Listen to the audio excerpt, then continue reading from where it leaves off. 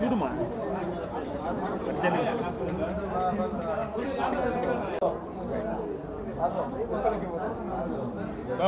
మళ్ళీ మళ్ళీ ఆడికి పొమ్మని చెప్పు కమిషనర్ దగ్గర ఎంపీ గారు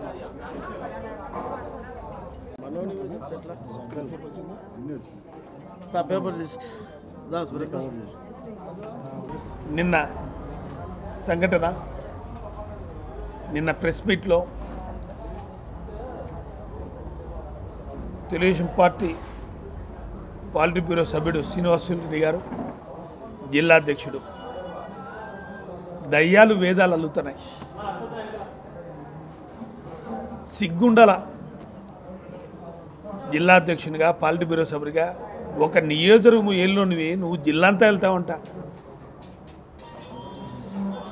నేను 17 ఏళ్ళు జిల్లా అధ్యక్షునిగానే, 5 ఏళ్ళు జిల్లా పరిషత్ చైర్మన్గా ఉన్నా, కాంగ్రెస్ పార్టీ జిల్లా అధ్యక్షునిగా. పార్టీ కార్యకర్తలు పట్టుకుమ్ము లాంటి వాళ్ళు పార్టీ కార్యకర్తల మనోభావాలను ఆశించుకొని వాళ్ళని కలుపుకొని వాళ్ళ సొంత పనులున్నా కానీ వాళ్ళు బాగుకోరేవాడు జిల్లా అధ్యక్షుడు. ఒక నియోజకవర్గం ఏళ్ళలో నువ్వు జిల్లా అంతా వెళ్తా ఉంటా, రాష్ట్రాన్ని వెళ్తా ఉంటా. నువ్వు ఒక మనిషివే.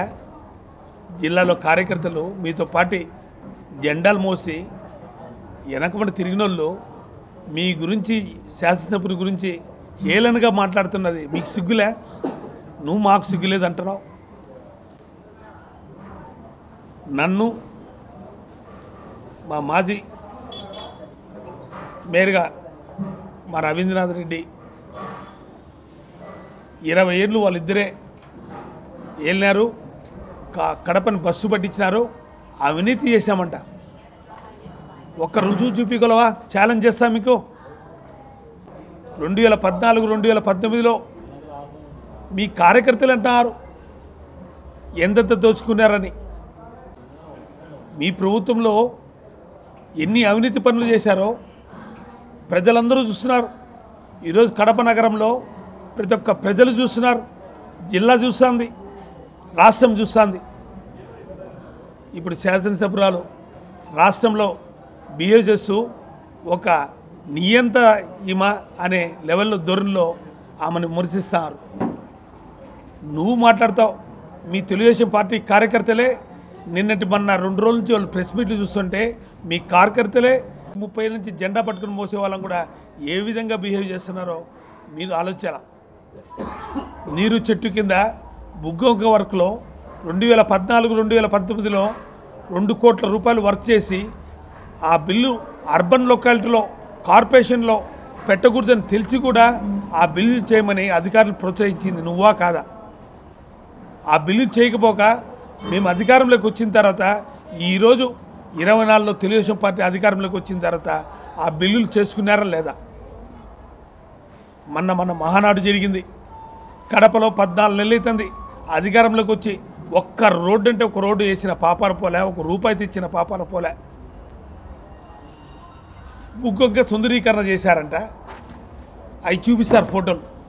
అది లైవ్లో పెట్టేసి అన్నీ సోషల్ మీడియాలో బుగ్గొంకని సుందరీకరణ చేశాం. దాంట్లో ఎంత దోచారా? 2,30,00,000 రూపాయలు వర్క్ పెడితే కేవలం 20 లక్షల రూపాయలతో జేసీబీలతో తూతూ మంత్రంగా చేసి ఈరోజు మళ్ళా బుగ్గొంక పరిస్థితి ఈ విధంగా ఉంది. 16 నెలలైంది, అజెండాలో ఏమీ పాస్ చేయడం లేదంట. మేము అభివృద్ధికి నిరోధకులంట. ఇప్పుడు 6 నెలల్లో మేము దిగిపోతే ఆయన అభివృద్ధి చేస్తా అంట. హేళనగా ఉంది. మీ ప్రెస్ అంతా ఉన్నారు. 16 నెలలైంది అధికారంలోకి వచ్చి. జనరల్ బాడీ మీటింగ్ 4 మీటింగ్లు కండక్ట్ చేశా. మీ ప్రభుత్వం నుంచి రాష్ట్ర ప్రభుత్వం నుంచి 1 రూపాయి తెచ్చినవా? మేము అజెండాలో పెట్టేది మా కార్పొరేషన్ నిధులు. ఎన్ని కోట్ల రూపాయలు మేము మా అజెండాలో మేము పెట్టాం, మేము తీర్మానం చేశాం. 16 నెలలైంది. నువ్వు గుండె మీద చేసుకొని చెప్పు. మీ తెలుగుదేశం కార్యకర్తలను అడుగు. మా కార్పొరేటర్లు అందరూ ఉన్నారు ఇక్కడ. వాళ్ళ డివిజన్లో 1 రూపాయి అంటే 1 రూపాయి పెట్టిన పాపాన పోలే. మీరు రాష్ట్ర ప్రభుత్వం నుంచి 1 రూపాయి అంటే 1 రూపాయి తెచ్చిన పాపాన పోలే. మేమెంతో అభివృద్ధి చేస్తున్నాం. కొన్ని అంశాలు అజెండాలో స్టేట్ గవర్నమెంట్ నుంచి వచ్చే డబ్బు మా కార్పొరేషన్ అజెండాలో ఎందుకు వస్తుంది? మా అజెండా ఎందుకు అవసరం? మా కార్పొరేషన్ నిధులు మా అజెండాలో వస్తాయి తప్ప రాష్ట్ర ప్రభుత్వం నుంచి వచ్చే చిల్లి గవా కూడా అజెండా దృష్టికి రాదు. రాష్ట్ర ప్రభుత్వం ఇప్పుడు ఎమ్మెల్యేగా గెలిచింది, ఈమె తెచ్చిన నిధులు ఏమి సొమ్మకూడదు సోకూడదు అన్నట్టు మా కార్పొరేషన్ నిధులకి వాళ్ళు టెంకాయ కొడతారు. సిగ్గుండాలి నీకు.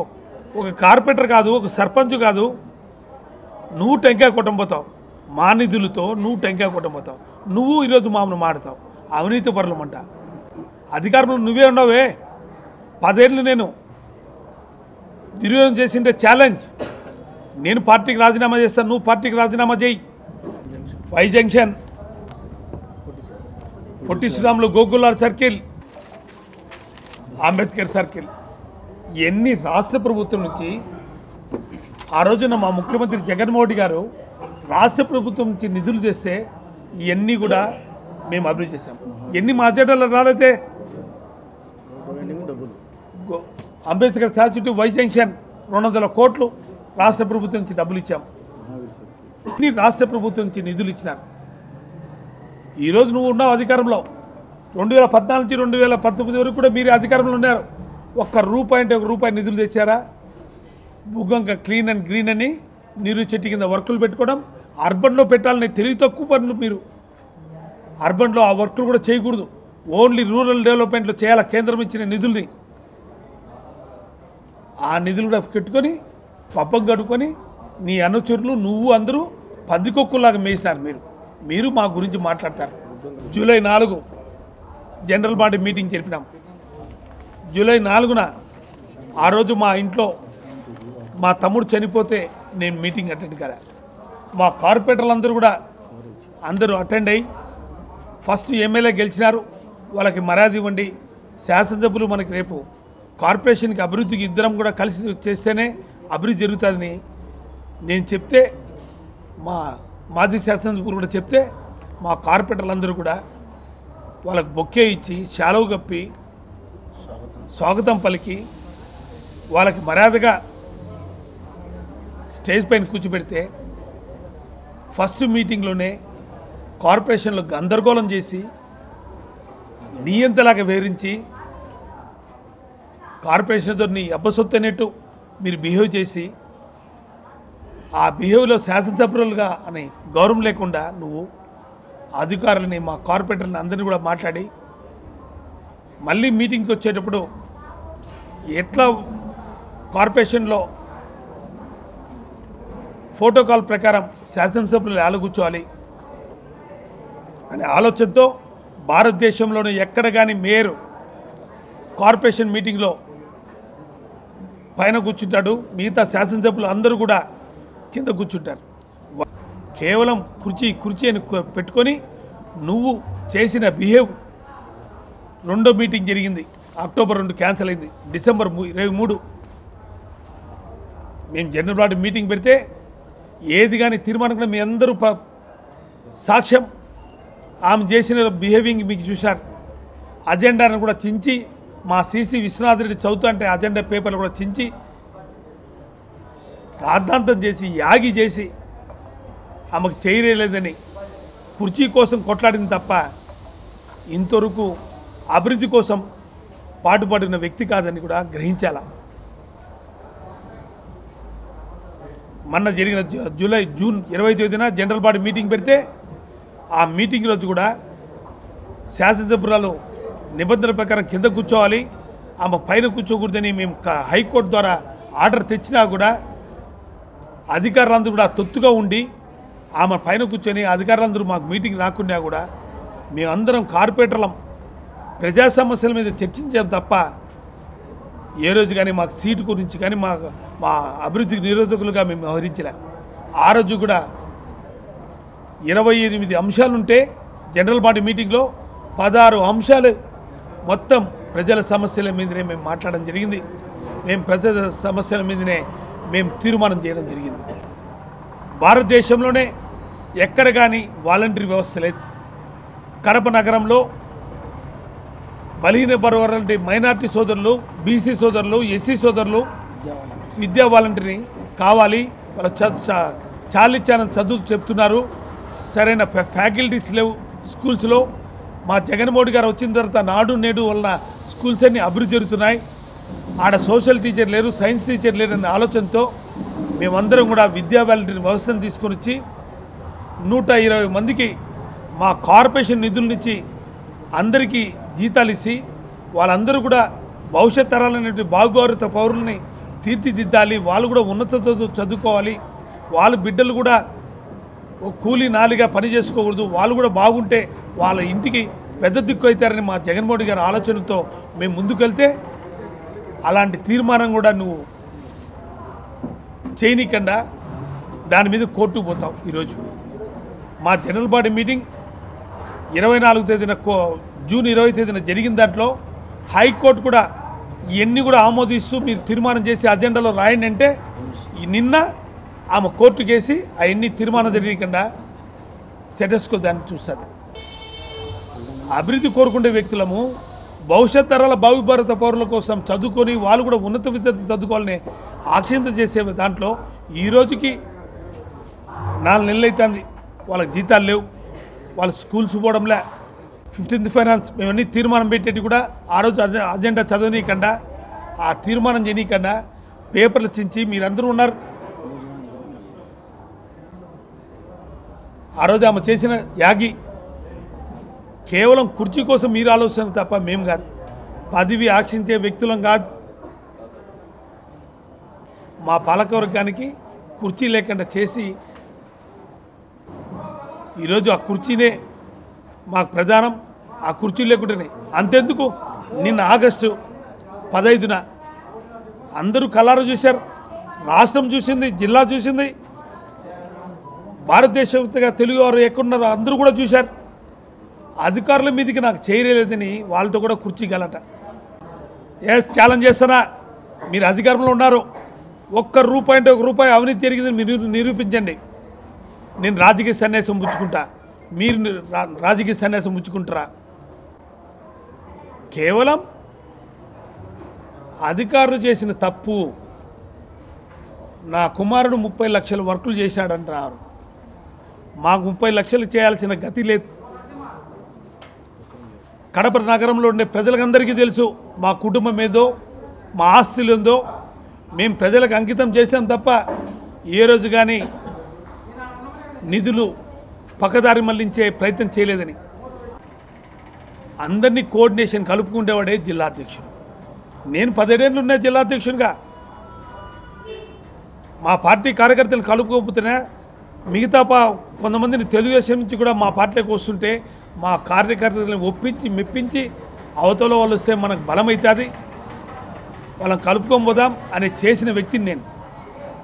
మా కార్యకర్తని ఏ రోజు కానీ దూరం పెట్టలే. మేము మా కార్యకర్తను హక్కును చేర్చుకొని టీడీపీ పార్టీలను కూడా చేర్చుకున్నా కూడా ఇద్దరికీ సమానంగా మా కార్యకర్తలకి ప్రయారిటీ ఇచ్చినాం తప్ప తెలుగుదేశం నుంచి వచ్చిన జంపైన కార్యకర్తలకి ఎవరికి కూడా మేము ప్రయారిటీ ఇచ్చిన పాపాన పోలేదు. ఎన్ని కుట్రలు పొందినావు మీరే చూశారు. సంవత్సరం నుంచి కూడా నన్ను పదవి చ్యుతం చేయాలి, చేసిన తర్వాత నేను పైన స్టేజ్ పైన కూర్చోవాలని నువ్వు ఆశించినావు. నేనున్నంత వరకు నిన్ను ఆ సీట్లో కూర్చోబెట్టే ప్రసక్తే లేదు, ఆ కూర్చుంటే ప్రసక్తి లేదు. నన్ను అడ్డు తొలగించుకొని నువ్వు ఆ పైన కూర్చోవాలని చూస్తున్నావు. ఎట్టి పరిస్థితుల్లో అది అసంభవం. నేను లేకున్నా కానీ మళ్ళీ మా కార్పొరేటర్లందరూ మా కార్పొరేటర్లో ఒక సైనికుల్లాగా నిన్ను ఆ సీట్లో కూర్చుకుంటే ప్రసక్తి లేదు. మా పాలకవర్గం ఉన్నందరూ కూడా ఆడ మీటింగ్ జరిగితే మాతోనే జరగాలి, ఆడ కూర్చునే అధికారం లేదని చెప్పి మీకు తెలుసుకుంటూ నాకు 10 మీద అమోహం కాదు. కేవలం కుర్చీలోంచి నన్ను దించేయాలి, కుర్చీలో కూర్చోవాలని ఆమె తాపత్రయం పడుతుంది కాబట్టే నేను న్యాయ పోరాటం చేస్తున్నా. నిరూపించండి. నేనన్నా రాజకీయాలు సన్యాసం పుచ్చుకుంటా, మీరన్నా పుచ్చుకోవాలా? మీరు మాట్లాడతారు ఓ రోజుకు పూటకు పార్టీ. తెలుగుదేశంలో ఉన్నారు, కాంగ్రెస్లోకి వచ్చినారు, మళ్ళా తెలుగుదేశం అంటారు. మొన్న రాత్రి 9 గంటలకి ఆర్డర్స్ నాకు ఇచ్చినారు. నాకు ఇప్పుడు ఇచ్చినారు పేపర్. ఎప్పుడు? ఈరోజు రాత్రి 9 గంటలకు ఇచ్చినారు. ఏది వాట్సాప్లో. ఈరోజు నిన్ననే డిస్క్వాలిఫై చేసి నిన్నలేమన్నా ఈరోజే డిప్యూటీ మేయర్కి ఆర్డర్ కాపీ ఇచ్చారు. అంటే ఎంత ఫాస్ట్గా ఉండారో చూడండి. 24 గంటల లోపల ఎన్ని విధాల కుయుత్తులు పన్నారో. అధికారులు కూడా తొత్తుల్లాగా పనిచేస్తారు. నాకు తెలిసి జరిగింటే తప్పే, తెలియని దాన్ని వక్రీకరించి ఏదో విధంగా అతన్ని పదవిచ్యుతం చేయాలి, నా పబ్బం గడుపుకోవాలా, నేను పైన కూర్చోవాలా. కుర్చీ మీద ఉన్న యామం తప్ప ఏమీ లేదు. మీరు చూస్తున్నారు, వాళ్ళ పార్టీ కార్యకర్తలే తిరగమన్నారు. ఇప్పుడు ఇంకా రోజు ఉంది, ఇంకా ఎంతమంది మాడతారో. లక్ష్మిరెడ్డి 30 ఏళ్ళ నుంచి వ్యక్తి, వాళ్ళకి దిక్కు తెలుగుదేశం పార్టీ లేనప్పుడు ఆయన ఒక్కడే గెలిచింది కార్పొరేటర్. పూల్లో పెట్టుకొని చూసుకోవాలి వాళ్ళని. నీకు అడ్డొస్తారని వాళ్ళని తొక్కినారు. మేము అధికారంలో ఉన్నంతరకు మాతో పాటు ఉన్నారబ్బా. అధికారం ఇప్పుడు వచ్చిందబ్బా. మేము బాగు చూసుకున్నామో బాగు చూసుకోలేదు. ఇంతమంది 47 మంది ఒక పక్క ఉన్నారు, 8 మంది ఉన్నారు, 42 మంది పోలేదే. వాళ్ళ క్వశ్చన్ వస్తావు నువ్వు. మా వాళ్ళందరూ పోలు కదా, నువ్వు అర్థం చేసుకోపా. దేనికోసమో ఏం కదా, వాళ్ళ స్వార్థం కోసమో వాళ్ళ సైట్ల విషయం నీకు అన్నీ తెలిసే. వాళ్ళ సైట్ల విషయం కోసం పోయినారు, ఆడ సైట్ల కోసం పోయినారు. ఏంది అడిగేది అందరికి తెలిసిందే, అన్నీ తెలిసిందే. వాళ్ళ స్వలాపం కోసమే పోయినారు. 42 మంది పోయి ఉండాలి కదా. అన్నీ కోయేది కాదు. 42 మంది నీకు తెలియాలా? గవర్నమెంట్ అయిపోయింది కదా, గవర్నమెంట్ అయిపోయింది కదా, గవర్నమెంట్ అయిపోయిన తర్వాత ఆ గవర్నమెంట్ వచ్చింది వాళ్ళ లాభం రైట్ మా ఇంకా ఏమైనా ఉన్నాయా?